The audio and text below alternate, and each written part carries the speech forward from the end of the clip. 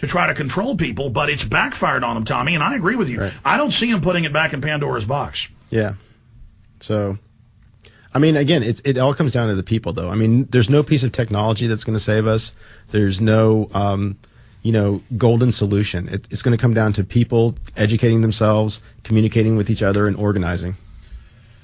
And I also think being more cynical. I mean, I think after World War II, we won the war. We were the good guys. We beat the bad guys. We can do no wrong. And then the evil that was already there, just exploded. I think we have to come to grips with the fact that we really do have a corrupt, evil empire. You know, it's hard. I mean, I wake up in the morning, I read the news, and it's hard to sort of find some sort of hope or optimism and all that. I think you do a really good job of instilling that into the people and in your show. But I think a lot of people feel the same way. And it's hard not to look at it and feel hopeless. You know, I'm glad you're coming to South by Southwest this year. I know you're a speaker there. That hadn't been announced yet, so we won't get into any of the details. But I look forward to seeing you when you're actually here in town. There's some other exciting things I won't be announcing as well. But when is South by Southwest, Tommy? It's in March, mid-March. Tell us some of the things you're working on right now that you can. I mean, I know a lot of stuff is in embryonic phases, so you don't want to... Well, right now I'm doing a sort of series of portraits of... people that are documentaries, and one that I'm doing is on Stephen Prince, who was a friend of Martin Scorsese's, and Scorsese made a film of him in the 70s, and I'm kind of visiting him 30 years later. And another thing that I'm doing is I'm developing a Philip K. Dick short story called Electric Ant. I'm working with some comic book writers to make a graphic novel out of it, and it's also going to be called Electric Ant. It's going to come out. Marvel's going to distribute that. And then we'll see a film, I bet, out of that. Hopefully. We'll see. And you're working on some other big films, but you can't get into those. Right. Yeah. Some very exciting stuff. Yeah. It's all, I'm really interested in science fiction and thrillers for the most part. And I'm always kind of amazed at of how a lot of these big mainstream movies almost have interesting ideas, and they're kind of skirting around these things, like Eagle Eye. I don't know if you saw that, but it's... No, is it good? No, it's not that good. But, it kind of deals with surveillance and artificial intelligence and computers to so the idea is interesting, just it's not executed well. Right. They definitely skirt it. Eagle Eye. Yeah. Philip K. Dick, so much of what he wrote about and thought about came true. It was almost like he was prescient. Yeah. I mean, I think about that. I think that some people are just really open to what's happening around them. And that Nixon era, that when he was writing, that's sort of kind of the Bush era too. There's a lot of there's parallels to that. And I think that some people are just more sensitive and they're more open to what's around them. And in retrospect, it seems like they're prescient, but they're really just sort of reflecting those times. Hey, what do you think of the new digs? I love it, man. This is amazing. It's really cool, and it's an honor to be here. Oh, come on. In studio. It's an honor to have you here, but we're going to build another TV studio out there, just for television, so it isn't as crazy. But we're doing the web thing. We're doing everything live right now. I'm going to take the best of each week and boil it down for a 1-hour TV show. I think we're going to do another TV show that's a live news program. But I really miss you, man. I miss going on those bike rides and hanging out and stuff. But going out boating on Lake Travis. But you hop around. I mean, you always kind of move back to Austin every 5-6 years. Yeah. I've known you for about 10 years now. I circle. Time sure flies. When are you, and now, do you want folks to know where you're living now? Yeah, sure. You can tell them I'm living in Amsterdam currently. You're living in the Netherlands. Yep. And you're working with a film company over there on some stuff. Yep. Film company called Submarine. And it looks like I'm going to be doing a project in Abu Dhabi next for a museum there. If folks want to find out more, what's the Submarine website? It's submarine.nl. Netherlands, submarine.nl. So you are just global. Well, let's get to some phone calls, or we'll never have time to take them. Let's go ahead and talk to Betty in Wisconsin. Betty, you're on the air with Tommy Pallottain. Oh, Betty's gone. That must be an old list. Okay, who's up next here? Because I got a big... Mark in Oregon, you're on the air. Then Bryant, Arnie, Leo, and others. Go ahead, Mark in Oregon. Yeah, hey, Alex, and hey, Tommy.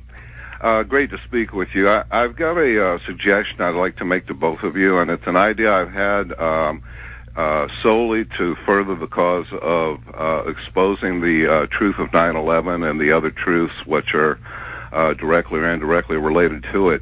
And that is actually a movie.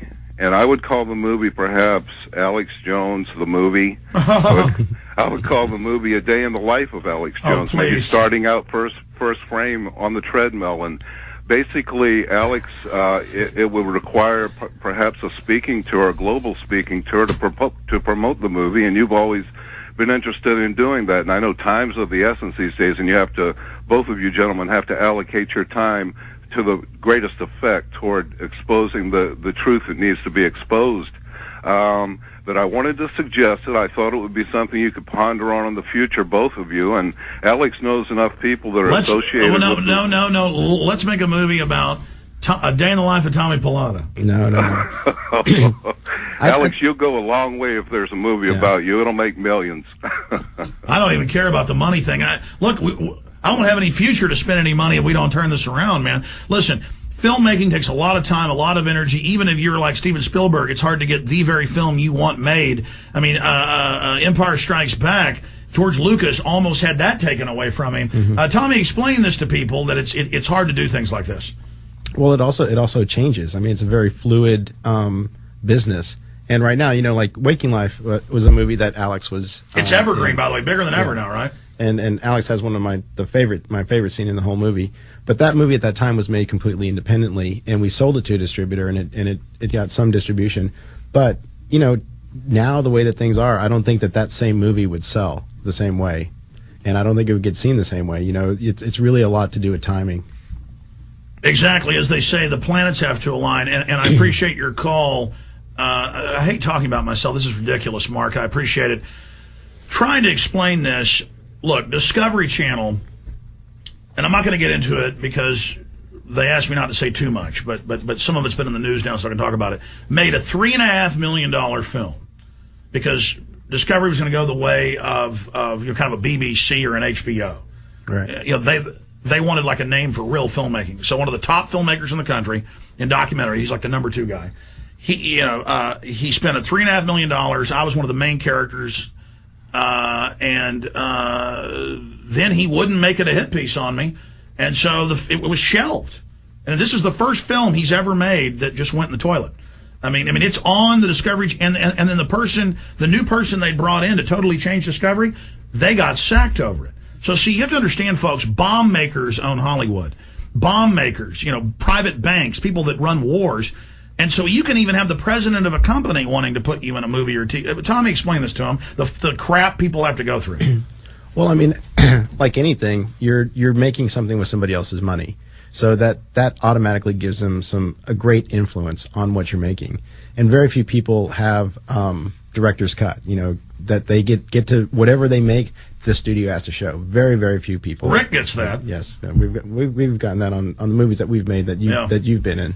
You got that. You're the one that got it. So, it's a difficult thing to achieve, and usually you have to trade off. Like, you have to take less money in order to get that. So a lot of people aren't willing to do that either.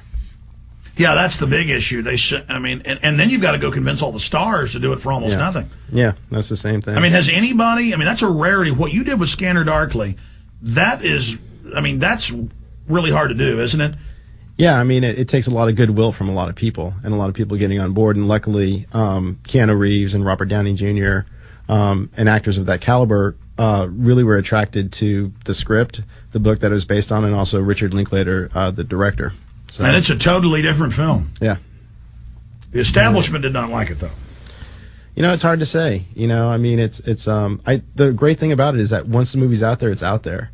And I actually really love what's going on with BitTorrent and how the movies are getting out there. And I've traveled, all around the world, and movies, even movies that I've made that haven't been distributed in those countries, they are developing a fan base. And I went to Korea recently, and we showed Scanner Darkly, and I asked the audience how many people, have seen the movie already. And BitTorrent's really big in Korea. And over 80% of the people raised their hands. So it's big. Yeah. But the thing about it is that they still paid for the movie, they still came to see it with an audience. So that shows me that, like, piracy necessarily doesn't mean that people will stop paying to have that shared experience. In fact, it gives some alternative art a shot at actually being seen. Right. So, I'm always happy to see. Well, you don't like to whine and bitch, but there was some pressure that was bucked, and you guys didn't go along with it with Scanner, but I guess you don't want to get into that? Well, I mean, I think like they didn't want the cop blowing the guy's head off. I mean, yeah, I mean, you always get these studio notes when you're making a film, and you always are kind of wondering, are they even watching the same movie that you're making? And it's a process, and you have to sort of argue passionately to keep the things in that you want to keep in, and you have to justify it, which is all right because most of the time I feel pretty firmly about what I believe, and I'm willing to argue about that with anyone. Absolutely. Folks, we're playing a YouTube clip of Scanner Darkly up there. It does not do it justice. Buy the DVD. We have a link, by the way, on jonesreport.com where you can go over there and buy the DVD. I recommend you do that and support alternative media information. I talked to a lot of folks in Hollywood who want to make films like you're making, Tommy. They just, I guess, don't have the, I don't want to say skill. Things don't line up for them to ever get, I mean, even big names, to get to make something that's truly independent like you've been able to do over and over again.